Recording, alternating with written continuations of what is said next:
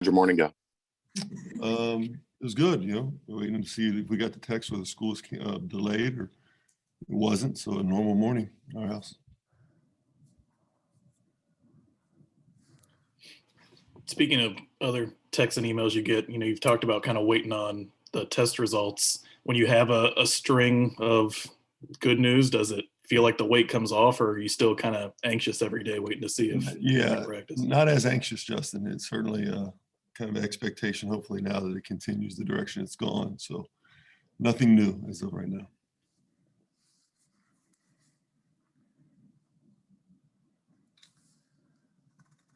Word that another home game has been moved. How frustrating is it? And I think now 7 of 8, if you go back to SMU, are going to be played on the road.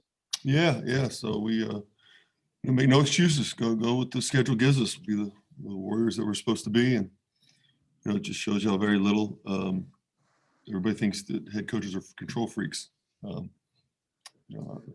Obviously we're not. So 7 out of 8 on the road, and we'll do what they tell us to do.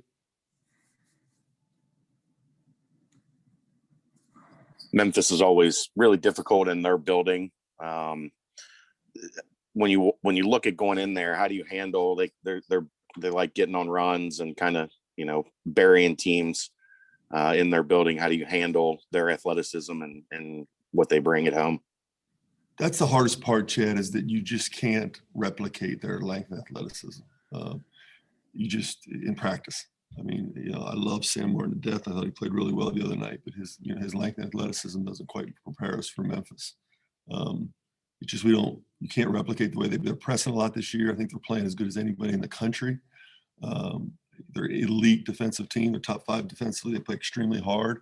They know where to be. They're well coached. A lot of 5-star players out there. So, I mean, that's probably the hardest part, is just to replicate what they do in practice. Because it's not as much of a surprise in the games. That's very difficult to do.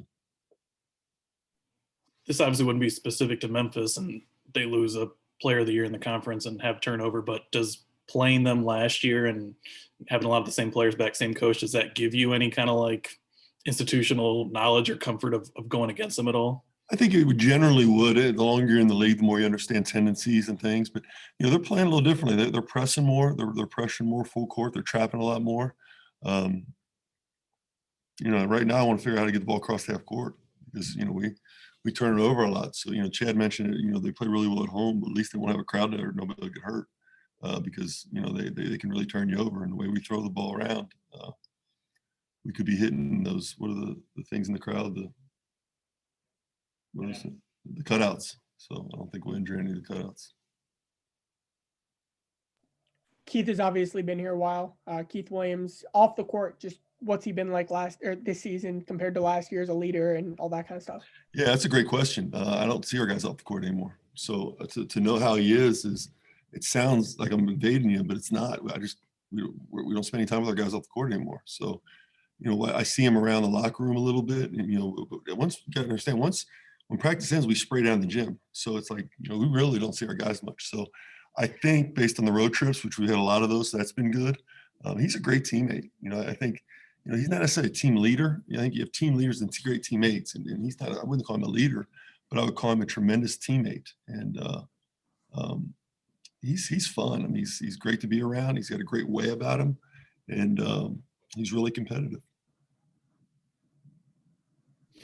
You mentioned after the Temple game that it was kind of a different approach. You talked about beating Temple as opposed to process. Did the way the team kind of responded and some of the toughness you saw, did that change the way maybe you'll approach future games or maybe have a similar mindset? Yeah, no, it's a good question. We have. I mean, we certainly have. We've been a little bit more on the, obviously we're playing more half-court defense than full court. There's things that we're doing that I think, have captivated our guys a little bit, and, a little bit more of a team that understands, what they need to do and those things. So I think there's some nuances that go into that, and that, a coach starts to realize as he understands his team, and the team starts to realize as we all understand each other.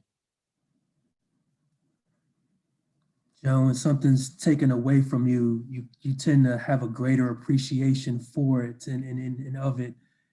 is that 25-day stretch, when they couldn't get on the court and they couldn't have basketball, do you think that is that why they were so tough and showed that physicality these last 2 games? Well, you certainly want to take the good out of anything, right? So anything you go through, you want to find out when you look back on, okay, what can we extract that was positive? And I did feel that certainly in like the shoot around going into Temple. I felt it during the game in terms of their excitement level to play, which sometimes can be dead in this time of year.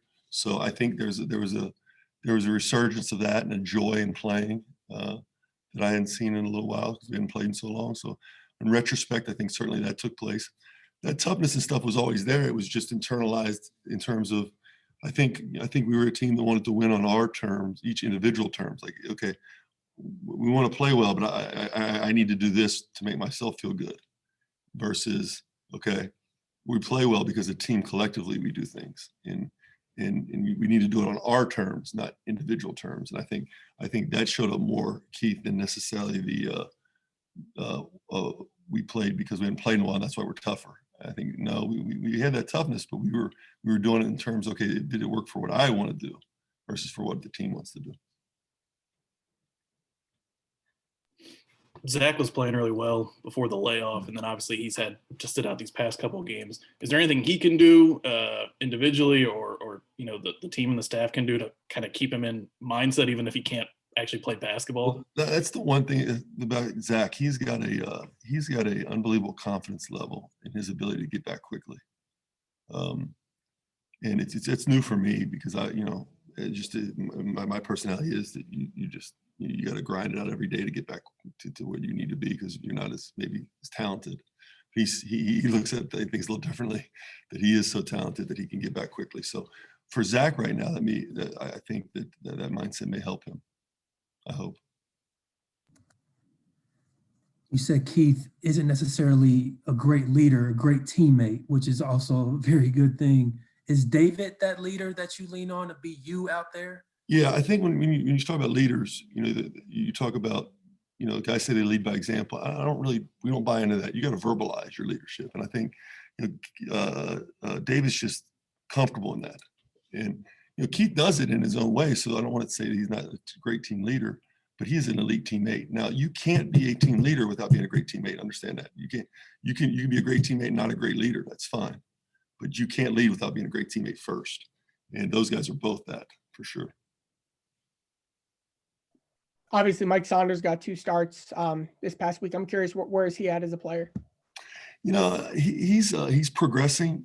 He wants to do the right things. Certainly his minutes, he's around 12 to 15 minutes, even before probably the starts.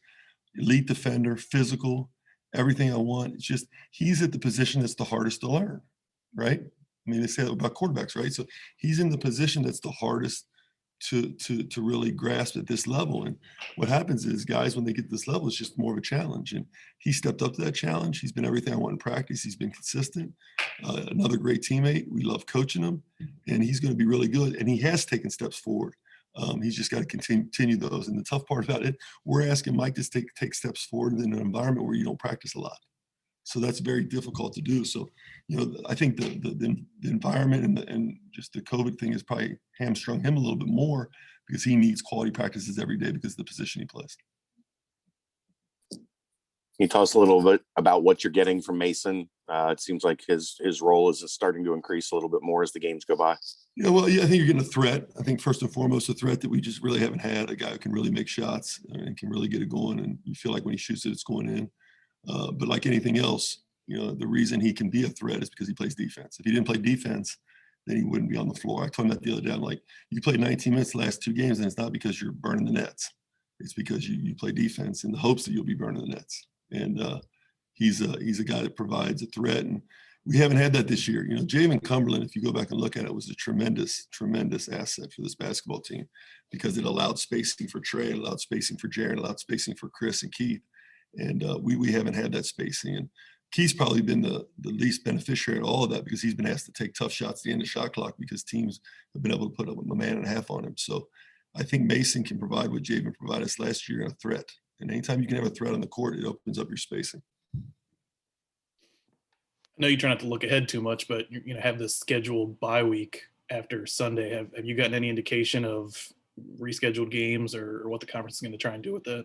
I have not. I think if you really study it and look at it, you can't play. You're not going to play teams 3 times. So if it's somebody that you want to reschedule and you look at their schedule, someone's going to have to break.